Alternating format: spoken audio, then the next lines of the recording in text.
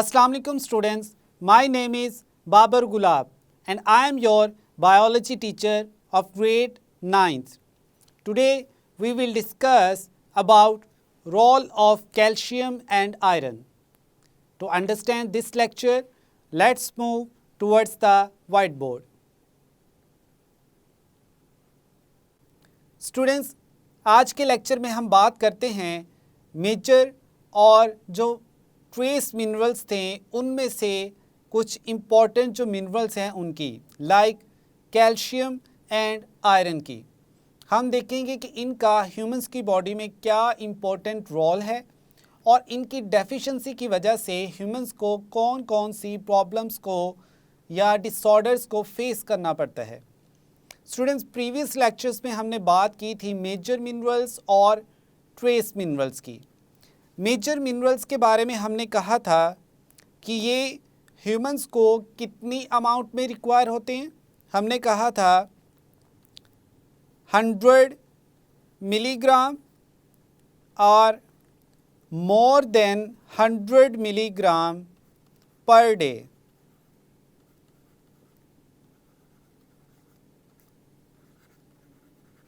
यानी जो major minerals हैं उनकी कितनी अमाउंट हमें डेली बेसिस पे रिक्वायर होती है, 100 मिलीग्राम या 100 मिलीग्राम से ज़्यादा। दूसरी हमने बात की थी ट्रेस मिनरल्स की। तो जो ट्रेस मिनरल्स हैं ये ह्यूमंस को किस अमाउंट में रिक्वायर होते हैं, तो हम कहते हैं less than 100 milligram per day. यानी एक दिन में 100 मिलीग्राम से लेस रिक्वायर होते हैं अपनी डाइट में। अब जो हमारे पास कैल्शियम और आयरन हैं ये मेजर मिनरल्स में से हैं। Calcium is one of the major minerals required by the humans. अब हम कैल्शियम की इम्पोर्टेंस देखते हैं।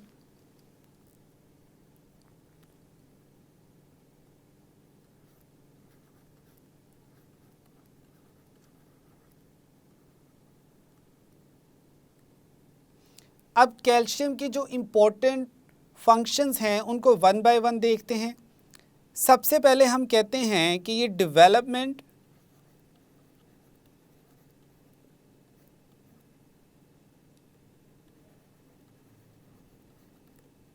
और ग्रोथ में या मेंटेनेंस में अपना इम्पोर्टेंट रोल प्ले करते हैं। अब डेवलपमेंट एंड ग्रोथ, अब ये जो डेवलपमेंट है या ग्रोथ है ये किस चीज़ की होगी। यहाँ पर हम कहते हैं कि बोन्स की एंड टीथ।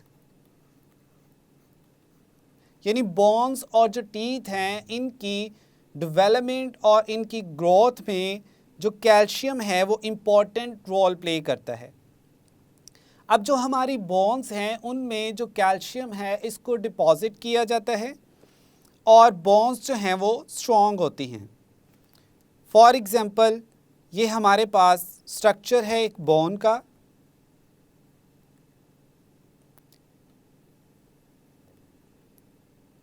अब इसमें जो कैल्शियम है उसको स्टोर किया जाता है जिसकी वजह से जो बोन्स हैं वो स्ट्रॉन्ग होती हैं या हम कहते हैं बोन स्ट्रेंथनिंग।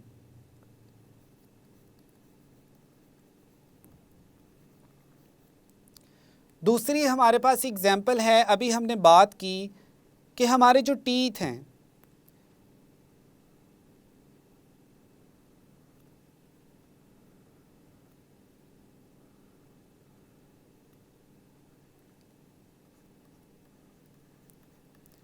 अब जो हमारे टीथ हैं इनकी जो सबसे आउटर मोस्ट शाइनी कवरिंग होती है उसको हम कहते हैं इनेमल।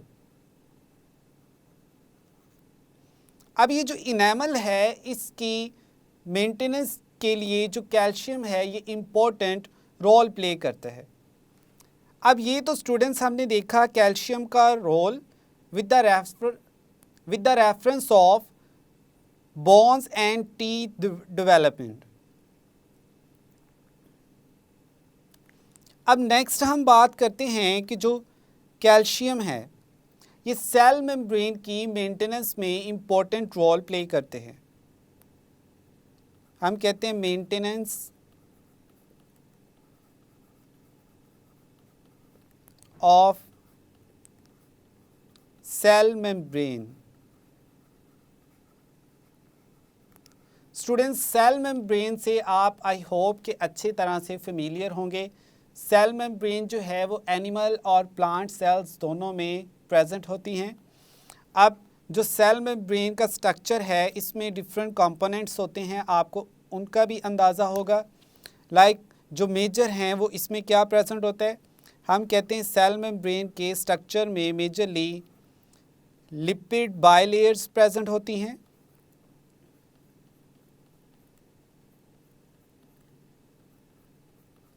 और साथ ही साथ इसमें जो प्रोटीन्स हैं वो भी प्रेजेंट होती हैं। अब ये हमारे पास है लिपिड बाइलेयर,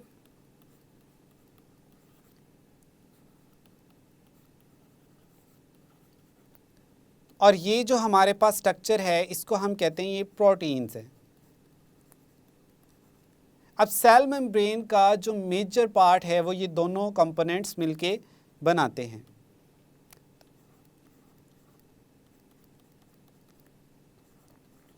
इसके अलावा आप इमेज में साइड पे भी क्लियरली देख सकते हैं कि सेल मेम्ब्रेन के जो पार्ट्स हैं वो कौन कौन से हैं। अब नेक्स्ट हम देखते हैं कि ये जो सेल मेम्ब्रेन है इसकी मेंटेनेंस जो है उसमें कैल्शियम इम्पोर्टेंट रोल प्ले करती है। इसके बाद हम कहते हैं कनेक्टिव टिश्यूज़ की मेंटेनेंस के लिए भी कैल्शियम जो है वो इम्पोर्टेंट है।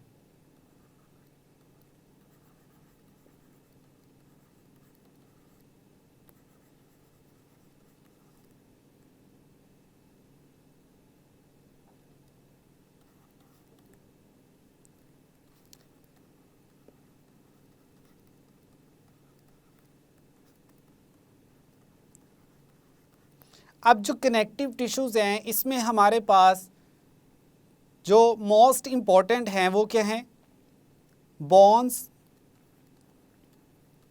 और मसल्स। ये हमारी बॉडी के कनेक्टिव टिश्यूज़ हैं।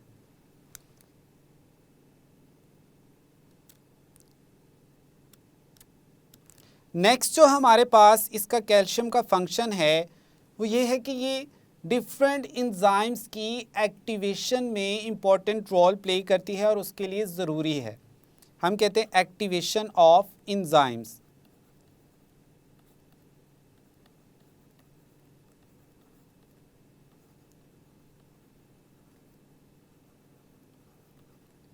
अब ये जो इंजाइम्स हैं इनका मेजर फंक्शन क्या होता है, इंजाइम्स के बारे में हम कहते हैं ये बायोलॉजिकल एक्टिव प्रोटीन्स हैं।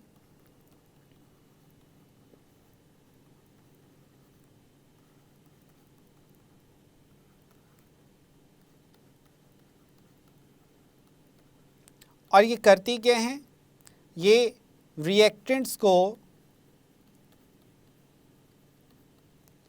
प्रोडक्ट में चेंज करते हैं। यानी इंजाइम्स जो हैं वो डिफरेंट रिएक्टेंट्स कह लें या सबस्ट्रेट्स भी हम कहते हैं,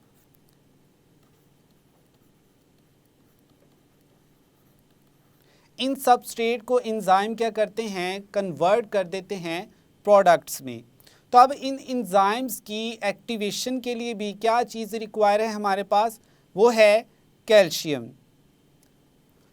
फिर नेक्स्ट हम देखते हैं कि जो कैल्शियम है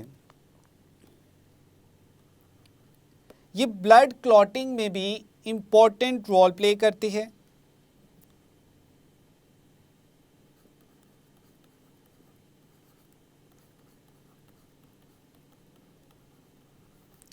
अब जो ब्लड क्लॉटिंग है स्टूडेंट्स, इसमें डिफरेंट जो हैं वो मैकेनिज़म्स इन्वॉल्व होते हैं।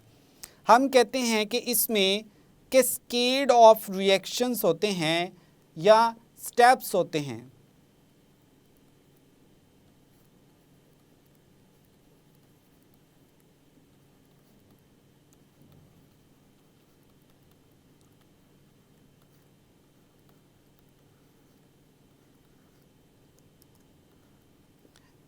अब जो ब्लड क्लॉटिंग का मैकेनिज़्म है उसमें कैल्शियम जो है वो इम्पॉर्टेंट है। अब यहाँ तक तो स्टूडेंट्स हमने बात की जो कैल्शियम है इसके क्या इम्पोर्टेंट फंक्शंस हैं। अब हम देख लेते हैं कैल्शियम के जो हमारे पास सोर्सेज हैं।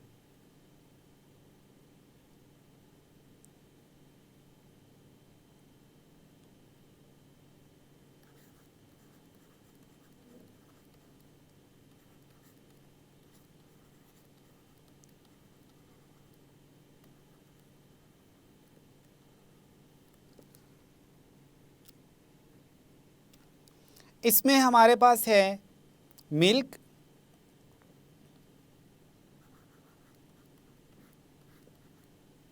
साथ है हमारे पास चीज़,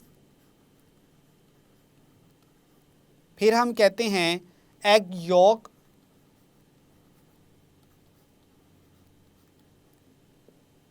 बीन्स,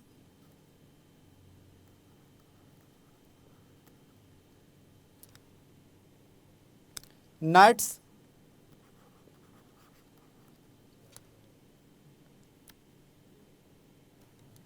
कैबेज,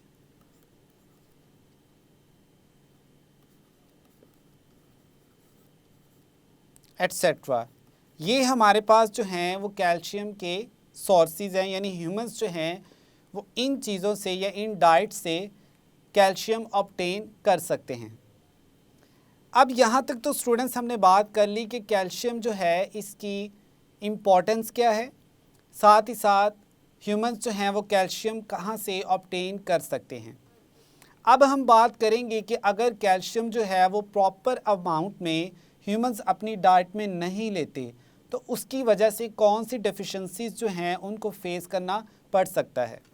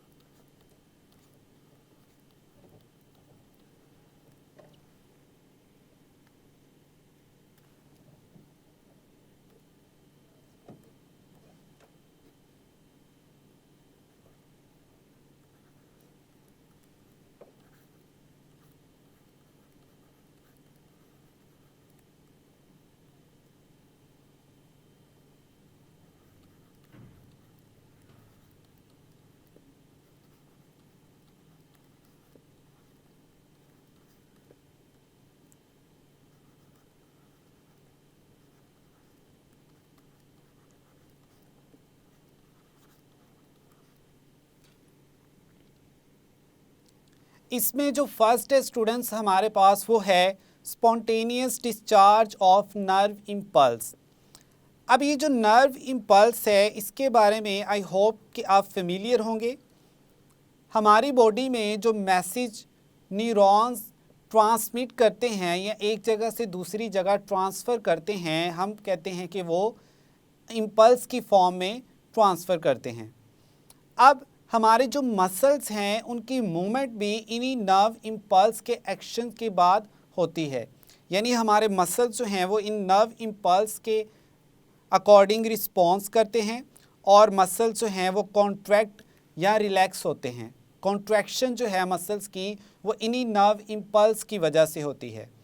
अब स्पॉन्टेनियस डिस्चार्ज का मतलब है कि अगर कोई एक मसल है और उसको कंटिन्यूसली जो नर्व इम्पल्स है वो आके स्टिमुलेट कर रही है तो उसकी वजह से क्या होगा, उस मसल्स की मैक्सिमम जो है वो कॉन्ट्रैक्शन होगी, या हम कहते हैं रैपिड रेट पर मसल्स की कॉन्ट्रैक्शन होगी, और इस कंडीशन को हम कहते हैं टेटनी।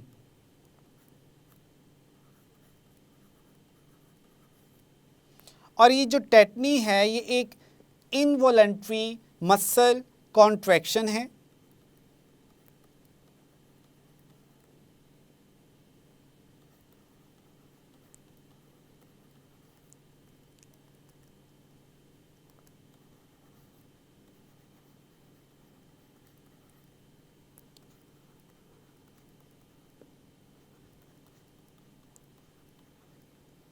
या इसको हम ऐसे भी कहते हैं कि जो मसल्स हैं वो कंटिन्यूसली कॉन्ट्रैक्ट करते हैं या जिसको हम उर्दू में ये भी कह सकते हैं कि झटके लगते हैं अक्सर।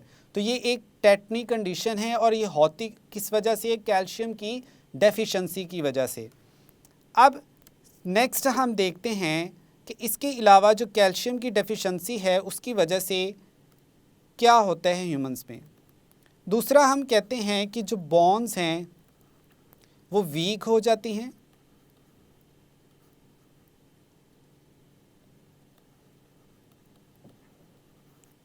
अभी स्टूडेंट्स हमने कैल्शियम की इम्पोर्टेंस में एक्सप्लेन किया कि जो कैल्शियम है वो बोन्स को स्ट्रेंथन करती है। तो अगर कैल्शियम प्रॉपर अमाउंट में प्रेजेंट नहीं है तो बोन्स क्या होंगी, वो वीक हो जाएंगी। साथ ही साथ हम कहते हैं कि जो ब्लड क्लॉटिंग है वो भी स्लोली होगी, या ब्लड क्लॉटिंग का जो मैकेनिज़्म है वो क्या हो जाएगा, स्लो हो जाएगा।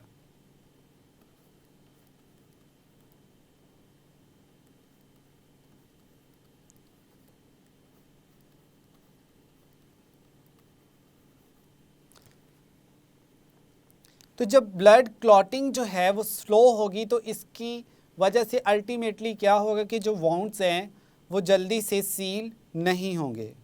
हम कहते हैं वाउंड्स यानी जो ज़ख़म हैं वो स्लोली हील्स करेंगे।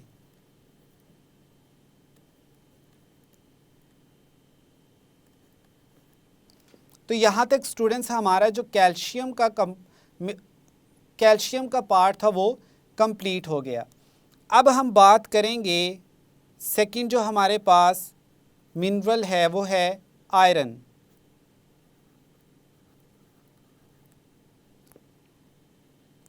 आयरन का जो मेजर रोल है वो है ऑक्सीजन ट्रांसपोर्टेशन।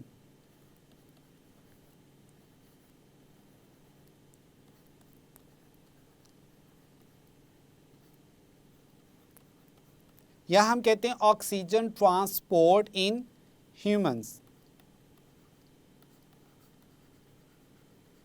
अब ह्यूमंस में जो आयरन है वो किस तरह से ऑक्सीजन को ईच एंड एवरी सेल तक पहुंचाती है, इसको हम देखते हैं।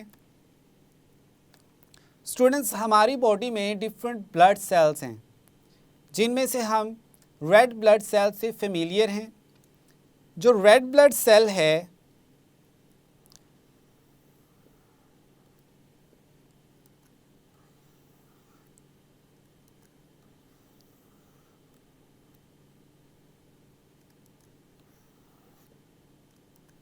इस सर्कल क्यों नहीं सही हो रहा, ठीक है कोई नहीं।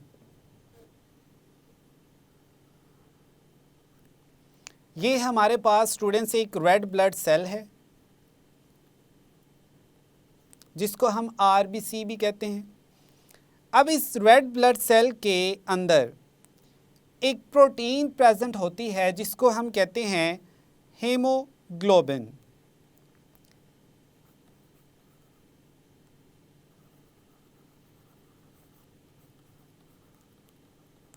अब ये जो हीमोग्लोबिन है इसके स्ट्रक्चर को अगर देखा जाए तो इसमें टोटल 4 चेन्स प्रेजेंट होती हैं। 4 चेन्स किस चीज़ की, प्रोटीन्स की 4 चेन्स प्रेजेंट होंगी, जिसमें से 2 चेन्स जो हैं वो अल्फ़ा होंगी और जो 2 चेन्स हैं वो बीटा होंगी, यानी 2 alpha chains and 2 beta chains. अब इन चेन्स को हम डिफरेंट कलर्स से रिप्रेजेंट कर लेते हैं। फॉर एग्जांपल ये हमारे पास फर्स्ट चेन है,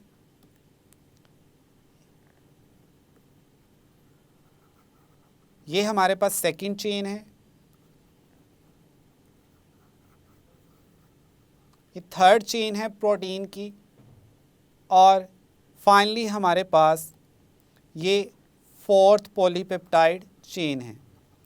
अब इस तरह से ये जो हीमोग्लोबिन का स्ट्रक्चर होता है वो इन 4 पॉलीपेप्टाइड चेन से मिलकर बना होता है। अब इस हीमोग्लोबिन का जो सेंट्रल एटम होता है वो क्या होता है, वो होता है स्टूडेंट्स आयरन। अब इस आयरन के साथ हमारी जो ऑक्सीजन है वो अटैच होती है बॉडी में और हर एक सेल्स तक उसको पहुंचाया जाता है। अब ये किस तरह से होता है इसको भी हम देख लेते हैं।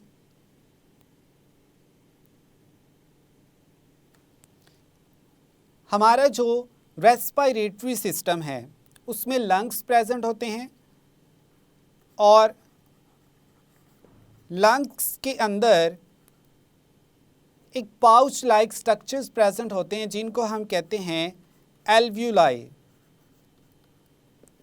अब ये जो एल्व्यूलाई हैं इनके स्ट्रक्चर को हम देखें तो हम इनको कहते हैं पाउच लाइक स्ट्रक्चर और बलून लाइक स्ट्रक्चर। ये है हमारे पास एक एल्व्यूलाई का स्ट्रक्चर।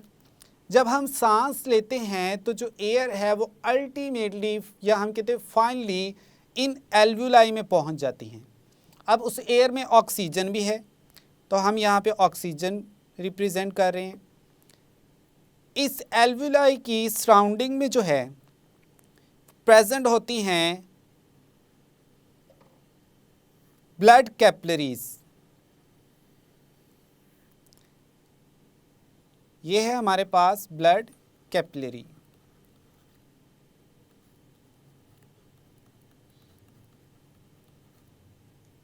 अब क्या होगा कि ब्लड कैपिलरी में जो हैं वो ब्लड सेल्स हैं। फॉर एग्जांपल हम यहाँ रेड ब्लड सेल्स बना लेते हैं और इस रेड ब्लड सेल के बारे में मैंने आपको बताया कि सेंटर में क्या चीज़ प्रेजेंट है, हीमोग्लोबिन, और हीमोग्लोबिन के सेंटर में क्या चीज़ प्रेजेंट है, आयरन। फॉर एग्जांपल अगर यहाँ हम एक आयरन को रिप्रेजेंट करें Fe। अब ये ऑक्सीजन जो है ये यहाँ से मूव करके चले जाती है ब्लड कैपिलरी में और इस आयरन के साथ अटैच हो जाती है और इस तरह से फिर इस ऑक्सीजन को सेल्स तक ट्रांसपोर्ट किया जाता है। फॉर एग्जांपल ये हमारे पास एक सेल है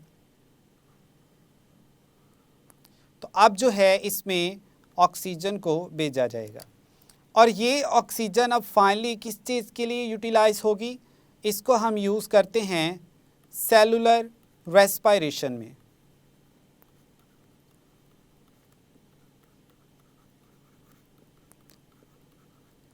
तो ये एक कंप्लीट स्टेप्स हैं जिसके थ्रू मैंने आपको एक्सप्लेन किया कि किस तरह से जो ऑक्सीजन है उसको आयरन की हेल्प से हमारी बॉडी में ट्रांसपोर्ट किया जाता है। अब हम देखते हैं कि नेक्स्ट जो आयरन है उसका क्या इम्पोर्टेंट फंक्शन है।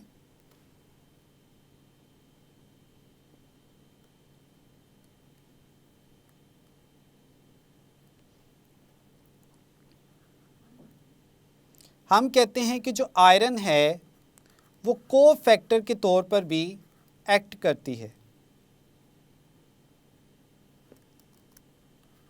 आयरन एज अ कोफैक्टर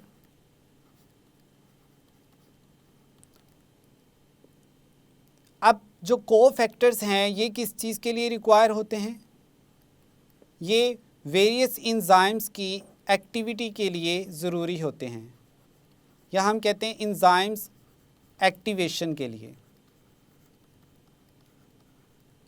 अब जैसे ही जो एंजाइम्स हैं वो एक्टिवेट होते हैं तो वो क्या चीज़ बना के देते हैं आपको, प्रोडक्ट्स।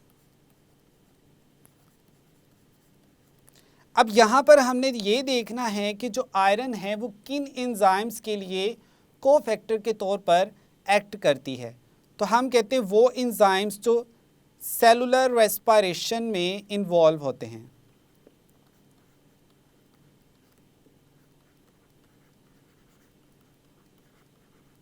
अब ये जो सेलुलर रेस्पिरेशन का प्रोसेस है इसमें होता क्या है एक्चुअली, इसमें जो कार्बन हाइड्रोजन बॉन्ड्स हैं फूड के मॉलिक्यूल्स में, लाइक ये हमारे पास कार्बन है, ये हाइड्रोजन, इनके बिटवीन जो बॉन्ड है इसको ब्रेक किया जाता है और इससे फिर क्या एक्सट्रैक्ट किया जाता है, एनर्जी।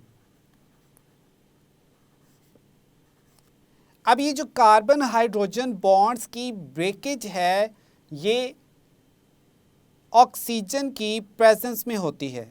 हम कहते हैं in the presence of oxygen, यानी ऑक्सीजन की हेल्प से इन कार्बन हाइड्रोजन बॉन्ड्स को ब्रेक किया जाता है और इससे एनर्जी एक्सट्रैक्ट की जाती है जो एनर्जी हमारे पास आती है वो आती है in the form of ADP और फिर इसको फिर चेंज कर लिया जाता है किसमें, ATP में।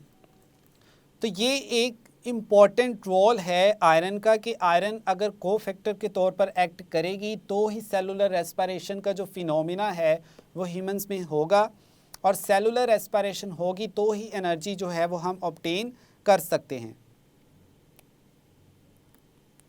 फिर नेक्स्ट हम कहते हैं कि जो आयरन है वो हमारे इम्यून सिस्टम्स की स्ट्रेंथनिंग में भी इम्पॉर्टेंट रोल प्ले करती है। हम कहते हैं आयरन सपोर्ट इम्यून फंक्शन।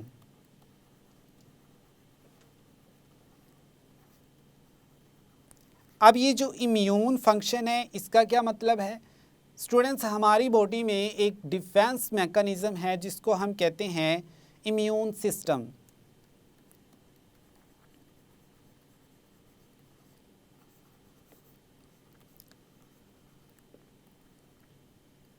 अब इस इम्यून सिस्टम का फंक्शन क्या होता है, ये इम्यून सिस्टम डिफरेंट पैथोजेंस के अगेंस्ट हमारी बॉडी को प्रोटेक्ट करता है।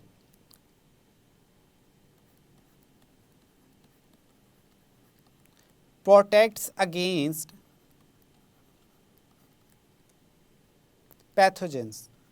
अब ये पैथोजेंस क्या हैं, इसमें हम कहते हैं बैक्टीरिया, वायरसेस या फंगल स्पोर्स एट्सेट्रा। कोई भी ऐसा ऑर्गेनिज्म या कोई भी ऐसी चीज़ जो हमारी बॉडी में एंटर होती है और बॉडी में जाके जो है वो डिजीज़ कॉज करवाती है, उसको हम क्या कहते हैं, पैथोजेंस।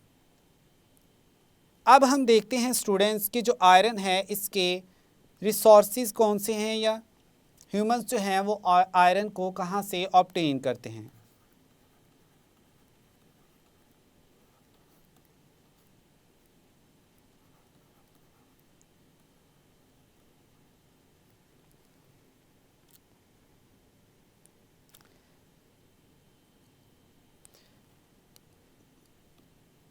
इसमें हमारे पास है सबसे पहले रेड मीट,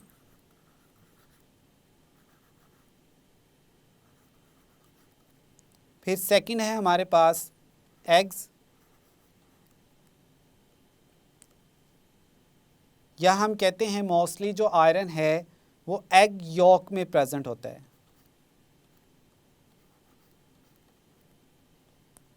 फिर हम कहते हैं होल व्हीट,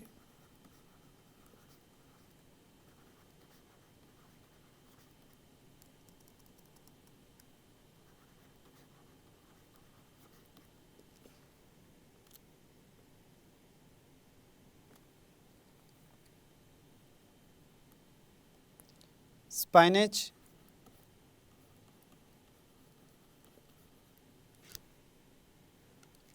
मस्टर्ड एट्सेट्रा।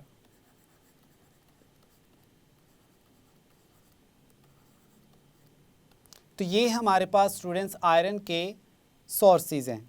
अब फाइनली हम देख लेते हैं कि जो आयरन है इसकी डेफिशिएंसी की वजह से कौन सी जो डिजीज़ हैं वो क्रिएट होती हैं, या डिसऑर्डर्स कौन से हैं आयरन डेफिशिएंसी की वजह से।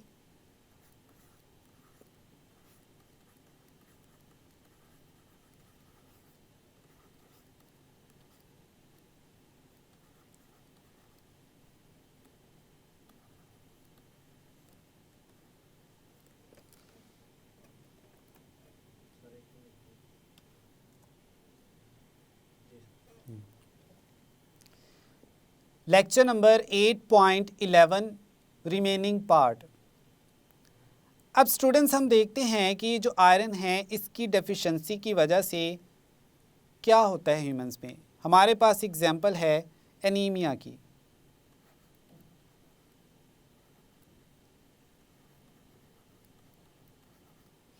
एनीमिया जो कंडीशन है ये वर्ल्ड वाइड है। अब इसमें एक्चुअल में होता क्या है कि जो रेड ब्लड सेल्स हैं जिनको हम RBCs भी कहते हैं, इनका जो नंबर होता है ह्यूमंस की बॉडी में वो कम होता है, यानी RBCs जो हैं वो नॉर्मल अमाउंट में प्रेजेंट नहीं होते।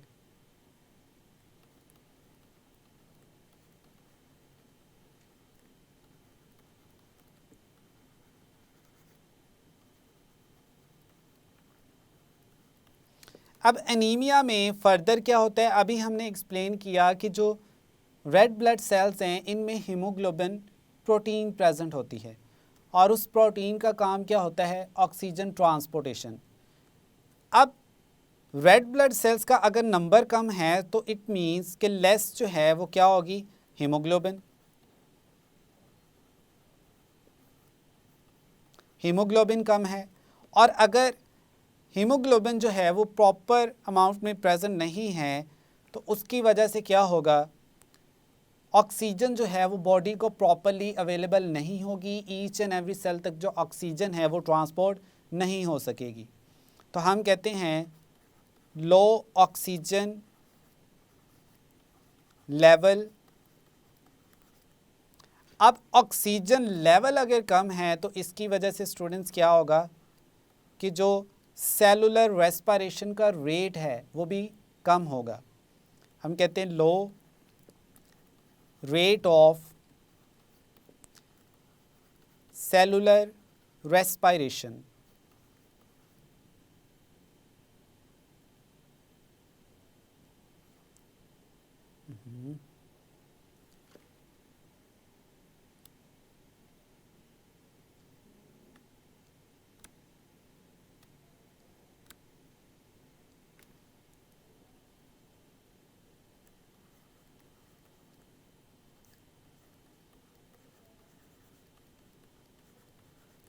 अब जैसे ही सेलुलर रेस्पिरेशन का रेट कम हो जाएगा, मींस फूड मॉलिक्यूल्स में जो कार्बन हाइड्रोजन बॉन्ड्स हैं उनको ऑक्सीजन की प्रॉपर अमाउंट ना होने की वजह से प्रॉपरली ब्रेक डाउन नहीं किया जाएगा और एनर्जी जो है वो भी प्रॉपर अमाउंट में एक्सट्रैक्ट नहीं हो सकेगी।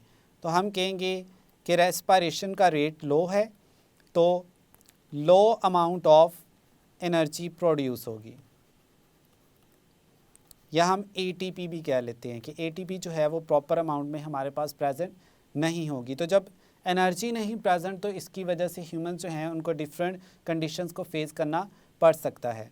तो ये यहाँ तक था स्टूडेंट्स आज का हमारा लेक्चर, जिसमें हमने कैल्शियम और आयरन को डिटेल में एक्सप्लेन किया और ये भी देखा कि ह्यूमंस में इनके क्या इम्पोर्टेंट फंक्शंस हैं, इनके सोर्सेज क्या हैं और साथ ही साथ हमने बात की इनकी डेफिशिएंसी की वजह से किन डिसऑर्डर्स को फेस करना पड़ता है।